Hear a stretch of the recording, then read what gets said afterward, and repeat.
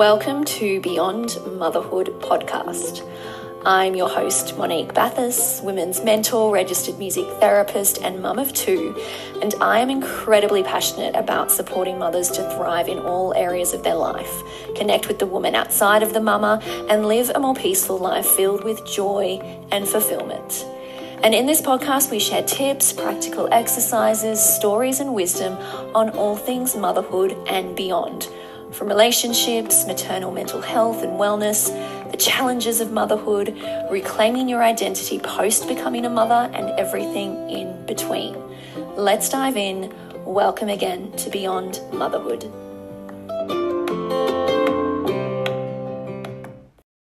Welcome back, beautiful humans, to another week on the podcast here.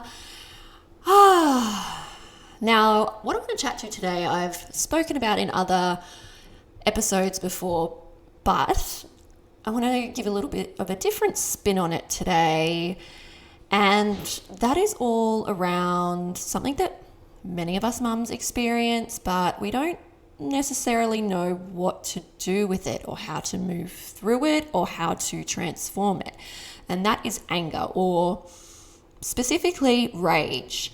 And there can be so much power in rage when we use it and process it and express it in a way that isn't damaging, that isn't harmful, and it can be something that we don't need to fear or suppress, but it can actually be a huge key to unlocking your radiance. And instead of seeing anger as a failure, we can start to see it as a powerful message from our bodies, because it is a signal. It is our body trying to communicate to us. And if we listen and tune into that, it can be a really transformative experience. So I know firsthand how overwhelming anger can feel, and especially in motherhood. And it's something that, like I said, many of us experience, but for me personally, it's something that I never thought I would experience, or never even, I guess, saw myself in this way. It can be explosive, it can be wild, raw, messy, and for the longest time, I really thought my anger meant I wasn't doing enough, or I wasn't being a good enough mum. But now that I have started to listen to it a little bit more, and it's still an ongoing journey and process, instead of fighting it, I'm starting to see these changes. So yeah, I wanted to really just share a different perspective on rage today and give you some tangible ways that you can release and transform it into more of a connection, into more of a calmness, and even into joy, so that it's not ruling us and not this shameful thing that, or cloud that just hangs over our head. And so I wanted to start by reframing anger in a way. And so many women, so many mothers, we've all experienced this messaging from a young age, from society, that tells us that anger, it's something that we need to either hide, i.e. suppress, shut down, or control. But anger, it isn't bad. It's a human emotion that we all experience. And, you know, our emotions are really just on a spectrum. I try not to see them as positive or negative. They're all signals. They're all our body's way of telling us something, whether that's something like our needs aren't being met, that we might need to tend to something, that our boundaries have been crossed, whether we're tired or whatever it is. It's all just signals to our body trying to communicate. And motherhood really has a beautiful way of pushing us to our limits and testing our patience thresholds. Definitely for me, I have experienced that many a time over my 10 years, or 10 years now, time of being a mum. And we all know that what comes with motherhood, there comes exhaustion, there comes overstimulation, there's that constant giving of ourselves. And if left unchecked, all of this builds up. And if we don't have an outlet for those feelings, if we don't express them in a way that's allowing us to process what's going on and to feel them and move them, they explode. And they can explode in ways that do then lead to us feeling ashamed and disconnected from ourselves and disconnected from our kids and family. So instead of fearing that rage, what if you could meet it with curiosity and compassion instead? And what if you could create space to really start to listen to what it's trying to tell you? And then from there, how you can start to move through that. And for me, the first step to really starting to transform rage and anger has been to really start to create more safety within myself, safety to be able to feel. Because when we feel safe, not only from an emotional point of view, but physically safe, we can actually start to process everything that's bubbling up rather than just being completely consumed by it and spiraling into that shame and guilt. So some powerful ways that I've been able to cultivate a sense of safety for me, and I invite you to explore these yourself in whatever capacity you have. Firstly, moving my body, and that can be when I start to feel anger rising, or just my body is feeling like really buzzy and full of energy that needs to be released, because anger is really a moving energy. We can move our body, and that can just be anything from just dancing freely without thinking about what you look like, what moves you're doing, just letting your body move and dance, to music, without music. Could be just shaking out your limbs, tensing and releasing your muscles. It could be stretching. It could be going for a walk around the block. But for me, one way, and not necessarily in the moment of feeling the anger, but sometimes if I can feel like after a day with my kids where it's been really full on and I've got this buzzing energy going around, it can be at the end of the day just sitting with that and then moving my body to be able to release and express and process the day and what's been happening. And when we do express, we can express without judgment. So it might sound underrated, but, releasing built up tension can be through sound, and it could be through growling, being really primal, humming, maybe crying. Sometimes we just need to have a good cry.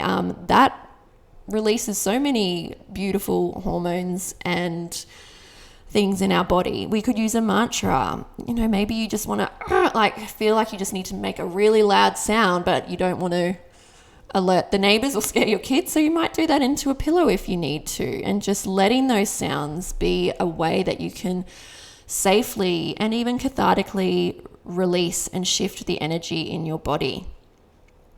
And yes, screaming into a pillow and all of that might be a last resort, but when we start to tap into these things throughout the day and just notice what your body's feeling and what it needs in that moment, and it could just be humming, like taking a big breath and just sighing audibly on your exhale, like doing these things throughout the day can just be a really great way and powerful way to regulate throughout the day as well, so that you're not sort of getting to that explosion point.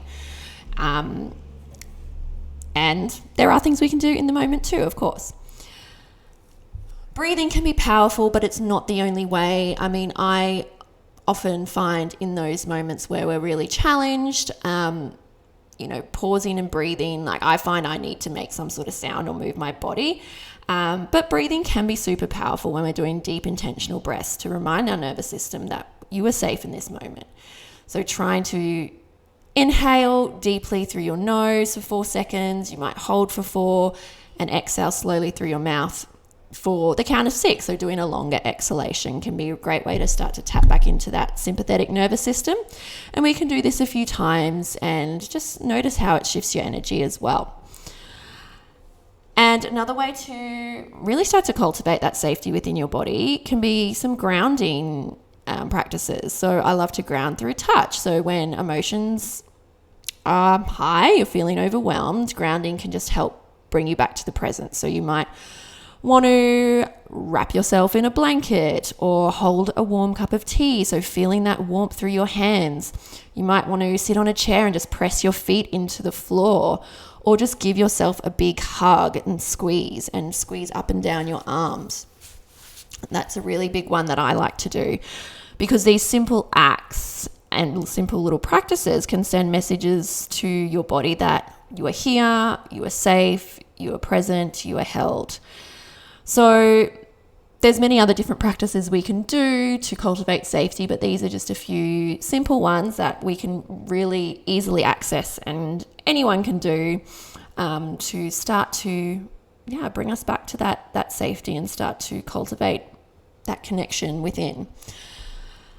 So when we meet our anger with compassion rather than judgment, and this for me is still a practice because so many of us were just so wired to just instantly go into that judgment and self-shame and blame.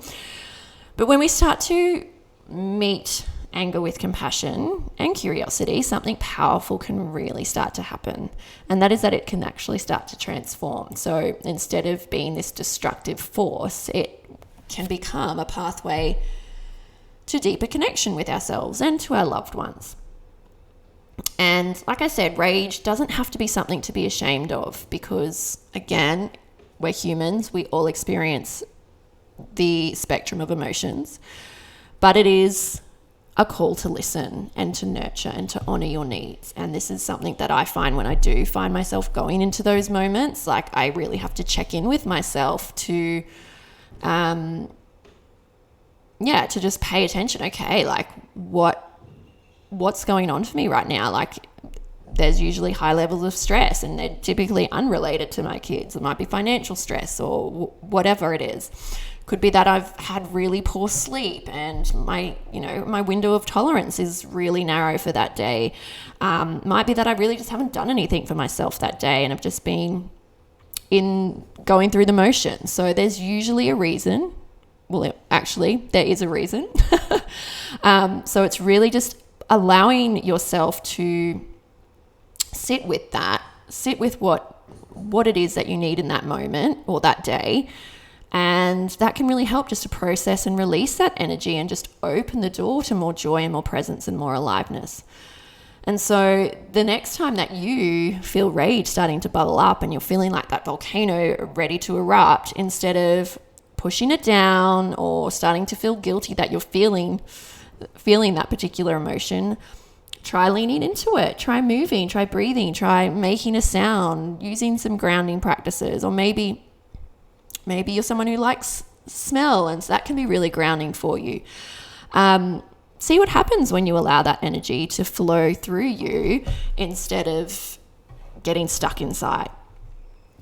So I have a mantra that I have sung on my Instagram, and I'm going to link that to the show notes, because this is something that you can also lean into today and use it as a way just to remind yourself that anger is not the enemy and it's not here to suppress. But when we start to give it space to suppress, we can start to release it and transform it. And mantras can be really powerful when they're sung. It can be such a beautiful regulatory tool for us to use, because music has that impact, and when we sing it or we hum it and we listen to it, and it can just do so many beautiful things for us, which I won't label all of them now.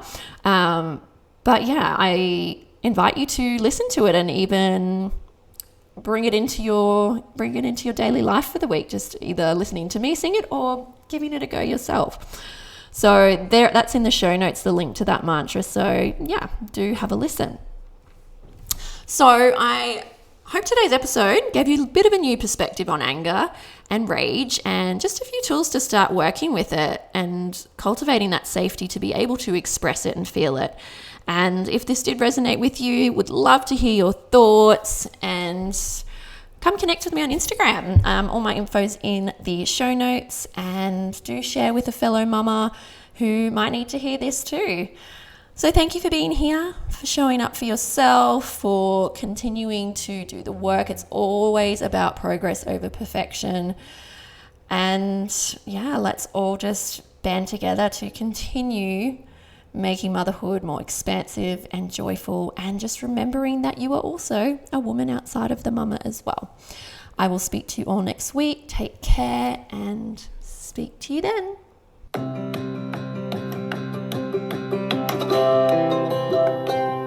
Thanks for tuning in to another episode of Beyond Motherhood. If you'd like to stay connected with me and be more in my world, you can head on over to Instagram at Monique Bathurst. Check out the show notes for all other information and details. And thank you again for taking the time to tune into the podcast. I truly appreciate you. If you have any questions, don't hesitate to reach out on the socials or drop them in the Q&A below. Have a blessed week ahead, beautiful.